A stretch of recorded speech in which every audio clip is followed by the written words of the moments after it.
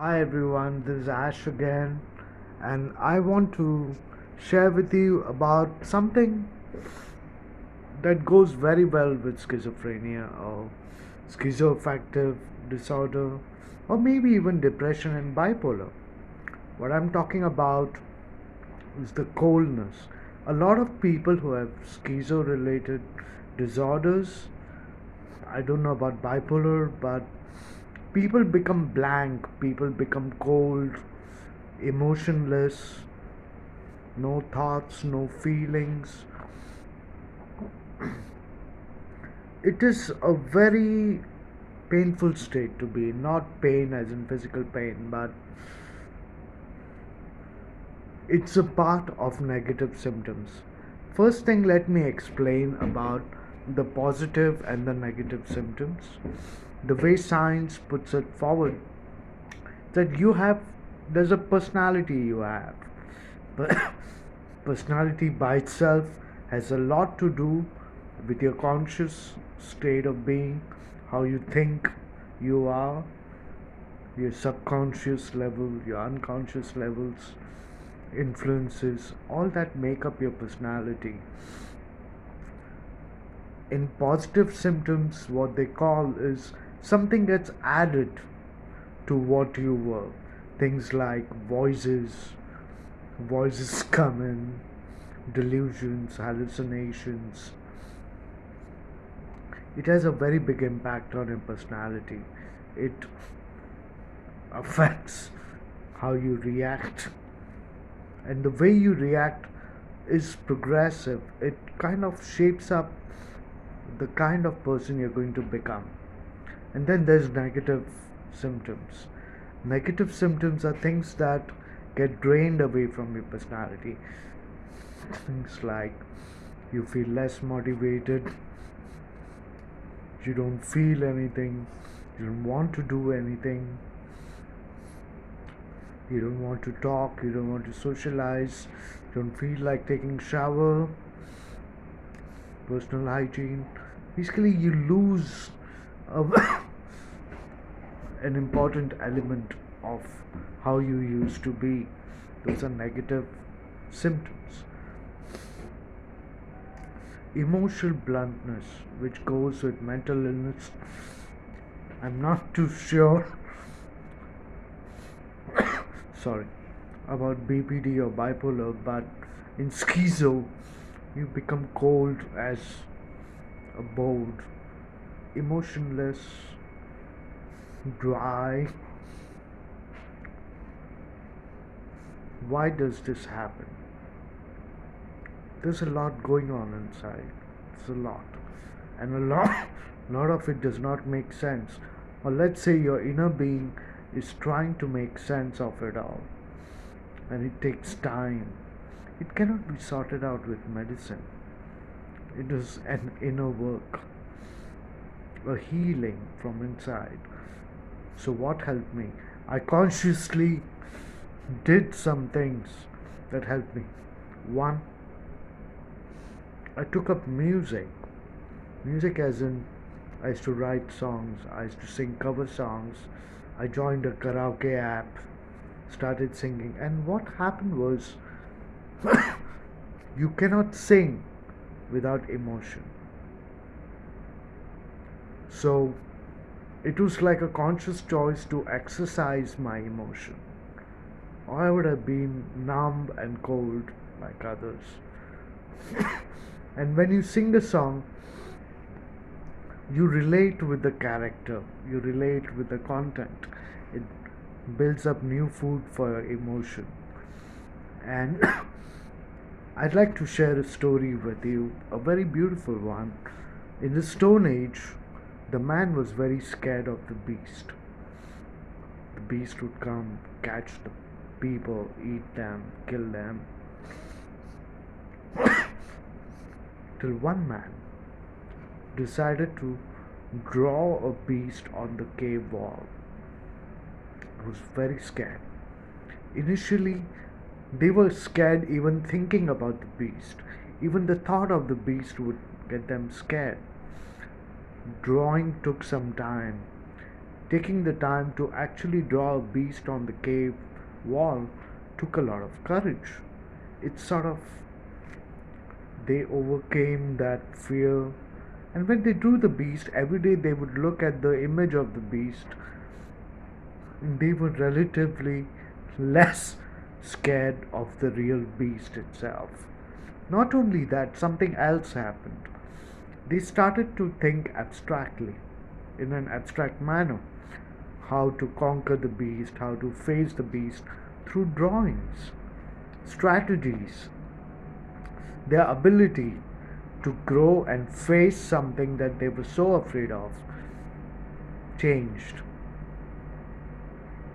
They grew, they became more equipped with how to deal with the beast, how to catch the beast, and so on. I did the similar thing. I could not face my own inner psychotic information because slightest things can trigger, send your thoughts racing, your fear racing, can make you prone to paranoia, can dull you, can make you numb for days, for weeks. By using art, by using songs, emotions, I was able to touch the emotions that I could not get in my daily life. I could touch the memories that I did not have access to directly. But by singing songs, I was able to connect with myself emotionally. You don't have to be a singer. You could just listen to music. Try to understand the character, the art. That's the power of art. Therapy, art as a therapy. But you have to be cautious. It can trigger you in a very bad way. It can send you reeling.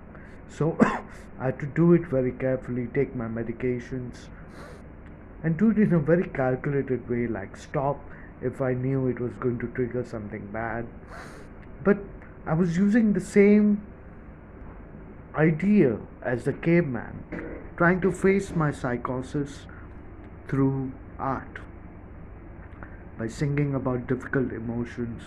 It helped me relate with other artists, what they were going through in life, even materials that were about psychosis and so on. There are several artists who do that, and by listening to them, I was opening my world into thinking from their point of view, experience what they might have experienced, or sometimes I would listen to an artist and I would say, wow, this is what I was thinking.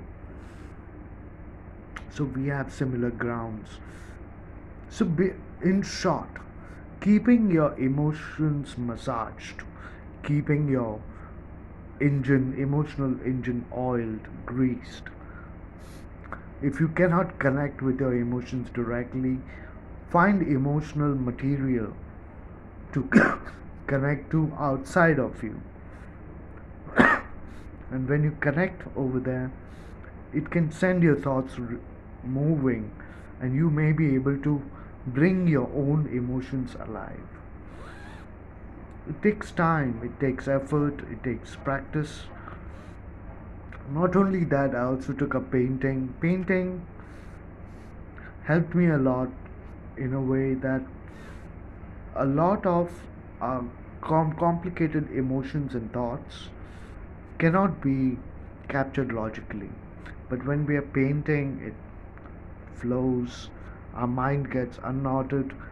And what would happen is, after a good painting, I would feel happy, I could get a good sleep, could get my dreams would get processed, and psychosis does form a the part of the brain which presents fear and dreams. So by dealing with that, if you've seen my other video, it helped my emotions flow. One, second, my cognitive abilities improved a lot because there were less locks, there were less knots.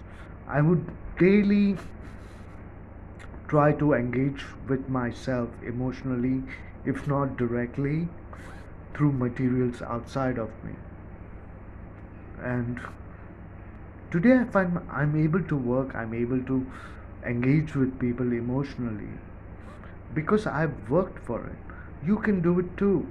You can work for it. There is no sure shot cure for this kind of thing, but it's your inner world, and you have to care for your inner world. If you don't feel anything inside, why don't you find something outside that makes you feel something? And then that could open up the doorways to your inner world and you feeling something again.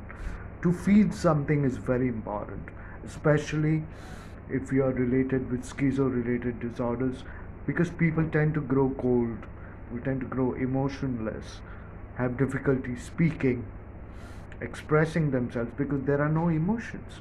You look, or rather, you feel incomplete. You're, you're not able to be there fully for someone, for yourself. And I would encourage people to look for materials that call you, attract you, engage with it, exercise your emotions. It can bring a lot of feeling, but it's good to have a therapist or a doctor know that you're doing this so that if things backfire, if you need help, if it opens up a stream of thought which is uncomfortable or could lead you to uncomfortable state of being, your doctor should know, because you cannot keep shutting yourself up with medicines. The medicines shut the whole ship down, but you've got to keep it awake. While it takes care of the illness part of things, you've got to keep yourself awake and alive. And there is some level of risk in that, but you've got to take that risk. You've got to touch it, stretch the line, poke, stretch the line, try, feel you're alive again. And in that, you will find ways that are uniquely yours. That's all I want to share with you. Don't think that if you take your medicines you'll be all right. You've got to engage with your emotion, your intellectual self, your mind, your heart, and feel alive again. Feel human. Thank you. Thank you for watching.